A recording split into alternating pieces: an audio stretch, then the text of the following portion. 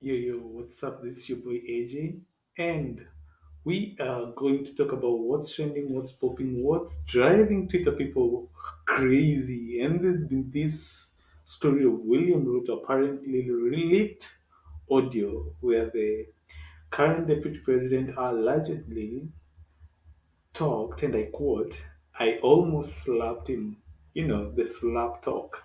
So we are hearing a story of our current deputy president in reference to 2017 election that was nullified by the Supreme Court, allegedly saying that the current president was willingly ready to let go of the seat. Man, and so he had to talk him into changing tune and focusing on the main goal. So here's the story, and I'll play a few short clip aired by Citizen TV, where the Ruto admits Uhuru's slap talk.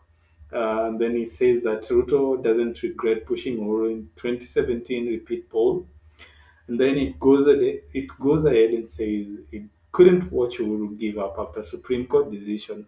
So yes, for those of you who don't know what exactly happened, but I know majority of you follow Kenyan politics, you do know what happened.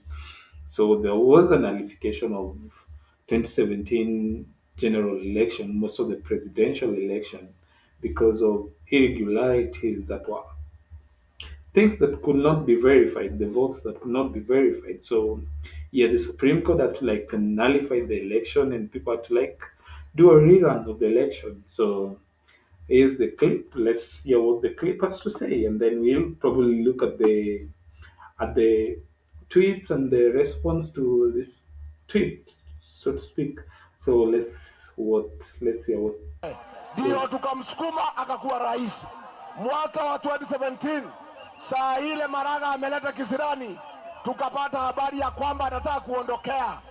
Kama viongozi ya Jubilee tukaungana, tukaenda kwa huyu William Ruto, tukamwambia uende ukalie Uhuru Kenyatta, usukume yeye asiwache kiti yetu. The leaders chiding the head of state, saying they regretted investing in his candidature since he had turned his back on them. Mimi naona nilifanya makosa wakati hii Uhuru Kenyatta, wakati alianza kuleta mtu ya kitendawili, mimi ningekataa hiyo maneno, kwa sababu hatungekuwa na hii hasara tuko naye. Nauliza rafiki yangu, Uhuru Kenyatta ni moja tu. Tafadhali Uhuru Kenyatta, waachilia wa Kenya. Sisi tuko na akili nzuri ya kumchagua kiongozi ule tunataka akuridhi wewe. And in line with their proposal to end state capture and conflict of interest, the leaders lauded the Auditor General for unmasking abuse of public funds in procuring COVID-19 commodities. We want to congratulate the Auditor General, and we want to challenge the other institutions of government, DCI, ESCC, do your work under the leadership of William Ruto. We will strengthen the institutions of state to do the kind of work that the Auditor General Nancy Kadhungu is doing. Away from the national politics, Ruto and Rigathi unleashed their charm offensive to woo the Meru electorate to support their bid to succeed President Kenyatta. Uchumi tunaanzia kwa kupunguza gharama ya maisha. Bei ya unga imepanda, bei ya mbolea imepanda, bei ya mafuta imepanda. The Kenya Kwanza campaigns now ahead to Isiolo and Marsabit counties. Yeah, so that's the clip that was played, that was aired by the Citizen TV Royal Media. So the deputy has finally come out and accepted that he indeed had that thought of slapping his boss when the boss tried to let go of the election. Probably the president knew that the election was wrongly, because the games that they usually play, the elite class. So the deputy president had a meeting with the Agikoyo members or leaders, and he had to and then he was when he went to that guy, now the boss, our current president, Uhuru Kenyatta, when he went and told him, asked about how things are, and the guy told him, oh, things are in order, don't worry, nimefunga mlango, and I quote, nimefunga mlango, all things are set. And then he went to see him only to find him doing maneno yake, of which he meant probably the president was drunk by that time. So he was like, he felt like slapping him and waking him up, uh, literally slapping him, but which never happened in actual sense. But the reason he gives for him having thought of that is because he never wanted his boss or his friend to let go of the election or the victory that they had and work on forging the on the rerun. He wanted to push him hard to the corner. But this is the fairy tale that we get from his side of the story. But if you look at that thing in deep with deeper eye and stuff, you'll find that the deputy was kinda out of line for so many people. So we look at the response that this clip generated from the Twitter gang. Let's see. We have a reply from one by Peter Ndoli mwana wa Agufa saying hii kitu ni yetu. Uhuru in bracket huwezi wachia mtu yeyote, referring to Musalia Mudavadi. So that's Rigathi Gachagua being quoted as saying. And we have one quote by DJ Amo saying, "My prayer is you get a friend like William Ruto who will slap you when you want to give up on your dreams." Really now, was the president giving up on his dream, or he was just tired of taking what in actual sense never belonged to him?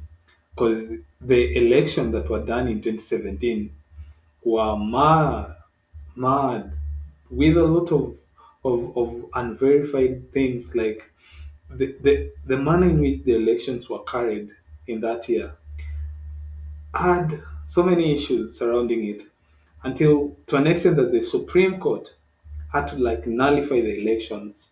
So if this is the kind of mindset we are having, that the president was like giving up on his dream, I don't know, man. Probably the president was just tired of, of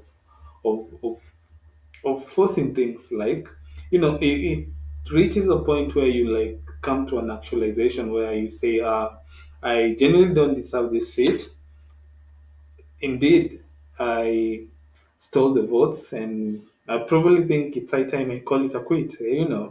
It's not worth it when people are dying because of what I did, and I know it's genuinely wrong. So I think it was a moment of realization by the president, and deputy president had to like come in and tell him, bro, push it hard mzee, usiachilie hii kitu manzee, you know hii kitu tumeitafuta unaiachilia zu. That's really something else, because this is a situation even we remember in 2007 general election, when the Kofi Annan and all the other mediators came to Kenya. This is one of the guys who like were really like adamant, or were really hard on striking a balance between agreement between the two bodies. And in 2007, we remember deputy president was back then with the current his current competitor Raila Odinga. He was among the five people, like the big five, who were with Raila Odinga during that time. And as it is in the public domain, we know very well that the deputy president during that time was really hard in terms of he never wanted to hear anything less than a Raila Odinga victory. And it really made it hard. This guy really made it hard for Kofi Annan and all the other mediators who came to Kenya to like make peace, to fulfill the objective. So the same thing, it's a repetition of whatever happened in 2007. So we find a person who is like really adamant on taking one side, putting his interest first rather than the bigger citizens' interests. Like because the most important thing is for us to have peace as a country. So when we find our top leaders like pushing for one agenda, like they stand by one position on one stand without considering other things, becomes an issue. So we have him in 2007 refusing to make peace with the other party, which was the then PNU, the Kibaki regime. And then we find him again in 2017 pushing President Uhuru to remain by what it stands and believes in.